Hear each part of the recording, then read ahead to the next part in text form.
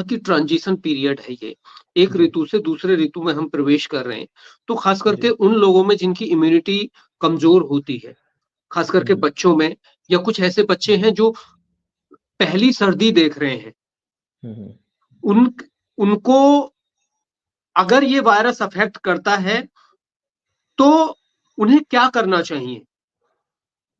जी, देखिए हम मैनेजमेंट की पहले बात करते हैं।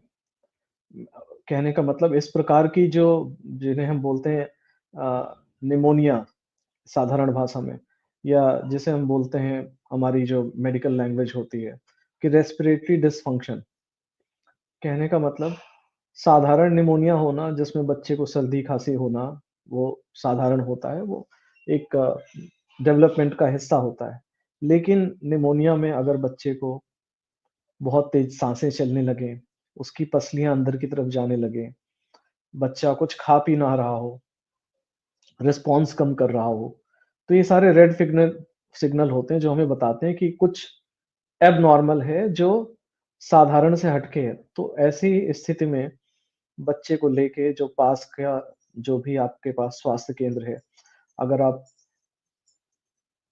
लखनऊ के आस-पास के हिस्से में हो, तो मेडिकल कॉलेज या जिला अस्पताल के में जो भी पीडियाट्रिक स्पेशलिस्ट हो, उसको एक बार दिखाना चाहिए बच्चे को, ताकि समय पे पता चल सके कि बच्चे का जो रेस्पिरेटरी सिस्टम है, अभी उसमें कितना पोटेंशियल बाकी है।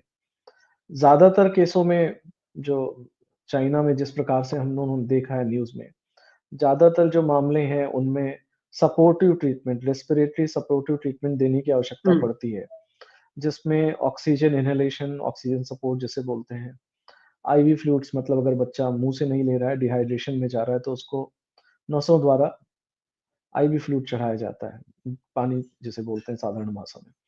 तो मॉर्टेलिटी हम कम कर सकते हैं, इस प्रकार की जो एक्यूट रेस्पिरेटरी इलनेस है, उनमें अगर हम सपोर्टिव ट्रीटमेंट टाइम पे दे दें और देखिए बच्चों में रिज़र्व बहुत कम होता है। रिज़र्व का मतलब कि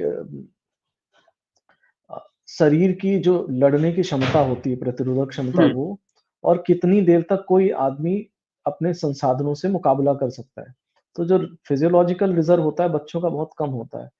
तो हुँ, अगर समय पे हमने उनको सपोर्टिव ट्रीटमेंट नहीं दिया, तो मॉर्टेलिटी बढ़ भी सकती है।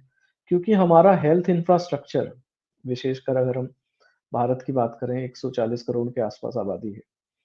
बड़ों के लिहाज के साथ तो फिर भी हमें थोड़ा बहुत समझ में आता है कि हाँ, एक लेवल तक हम उसको मैनेज कर सकते हैं। लेकिन अगर जब सिर्फ़ बच्चों की बात करें, तो अगर हम देखेंगे, चाहे हम देश के स्तर पे देखें या प्रदेश के स्तर पे, जो पीडियाट्रिक इंटेंसिव केयर यूनिट्स होनी चाहिए या जो पीडियाट्रिक वार्ड्स होने चाहिए, यानी कि चाइल्ड स्पेशलिस्ट वार्ड या और जो चाइल्ड स्पेशलिस्ट डॉक्टर्स होने चाहिए या मिसाल के तौर पे कहें कि बच्चों के उँगलियों में लगने वाले जो पल्स ऑक्सीमीटर होते हैं, क्योंकि जो पल्स ऑक्सीमीटर होते हैं राजेश जी, ज़्यादातर हमने देखा है कि वो जो कमर्शियल मिलते हैं वो एडल्ट साइज़ के होते हैं, बड़ों के।